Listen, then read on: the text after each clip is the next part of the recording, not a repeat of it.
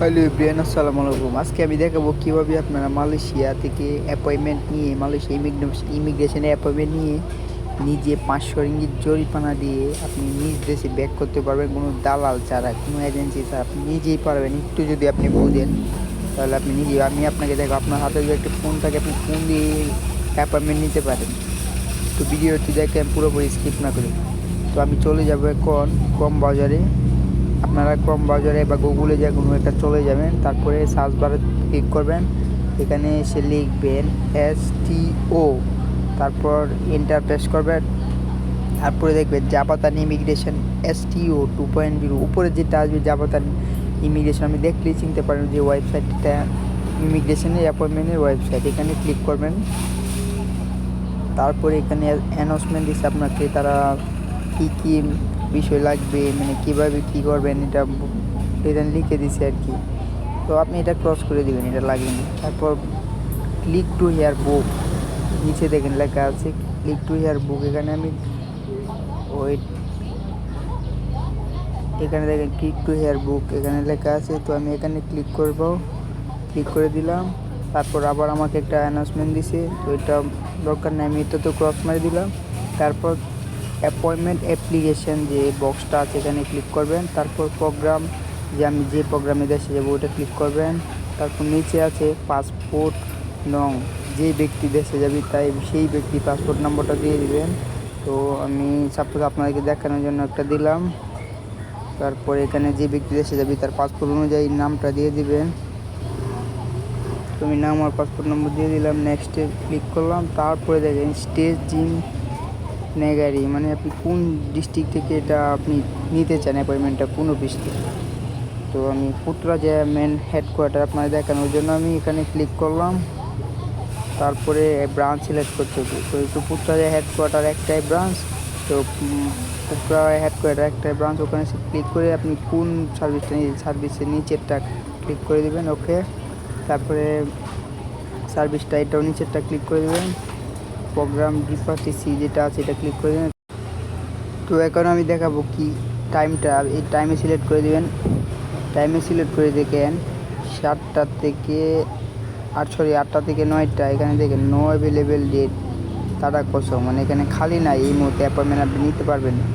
উপরেরটা দেখি, উপরেরটাও খালি নাই, দেখেন নো অ্যাভেলেবেল, মানে দুইটাই অপশন, 8টা থেকে 9টা, 8টা থেকে 9টা খালি নাই। আজকে যেহেতু খালি নাই, কালকে হয়তো খালি হতে পারে, কালকে আবার ট্রাই করা লাগবে। আপনি চেষ্টা করবেন, দেখবেন, নিজে ঢুকে দেখবেন, যদি খালি না থাকে তাহলে আপনার আশেপাশে পুত্রাজয়া যদি আপনি খালি না পান তাহলে আপনি দেখতে পারেন যে সেলাঙ্গর আছে, কুয়ালালামপুর আছে, বিভিন্ন ডিস্ট্রিক্ট আছে, জোহর আছে। আপনি আপনার কাছে যেটা হয় সেটা আপনি দেখবেন, খালি না হলে পরের দিন আবার ট্রাই করবেন, পেয়ে যাবেন। তো এখানে যখন খালি নাই, তো আমি পরের স্টেপে আপনাকে দেখাই। অ্যাপ্লিকেশন অ্যাড্রেস, মানে আমি কোন জায়গায় আছি, এটার রোড নম্বর কোন জায়গায় আছে এটা আর কি। 45 যে ব্যান্ডর সিটি, এখানে আপনি আপনার ডিস্ট্রিক্ট আছে, আমি সেলাঙ্গর আছি।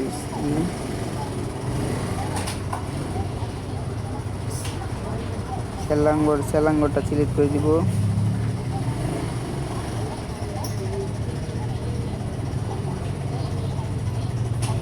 সিলেক্ট করে দিলাম সেলাঙ্গর পেতালিঙ্গিয়া। তারপর পোস্ট অফিসটা আমার এখানে অটো নিয়ে নিচ্ছে। তারপর স্টেজ সেলাঙ্গর, তারপর আপনার ফোন নাম্বার একটা দিয়ে দিন,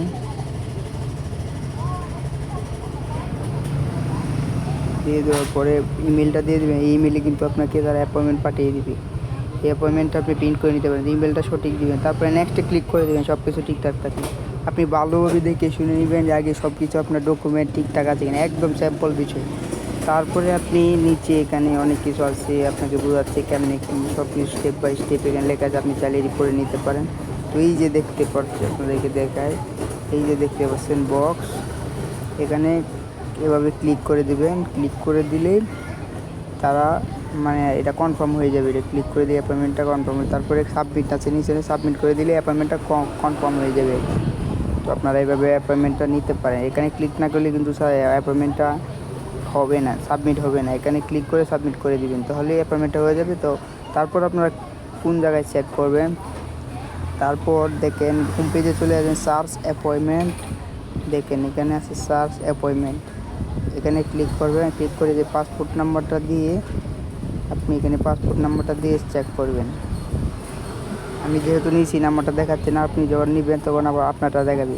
অ্যাপয়েন্টমেন্ট নিতে কোনো টাকা লাগে না, আপনি অ্যাপয়েন্টমেন্ট নেবেন। আর যেদিন অ্যাপয়েন্টমেন্ট নেবেন আপনি ওই দিনই বিকাল টাইমে আমরা সিরিয়াল মতো আপনাকে ফিঙ্গার দেবেন, তারপরে যে টাকা পে করেন ফিঙ্গারের সময় সব কিছু পে করবেন। আর ওই দিনই আপনাকে স্পেশাল ফাস্ট দিয়ে দিবে। এর ভিতরে আপনি 14 দিন সময় পাবেন, 14 দিনের ভিতরে আপনাকে মালয়েশিয়া ত্যাগ করতে হবে।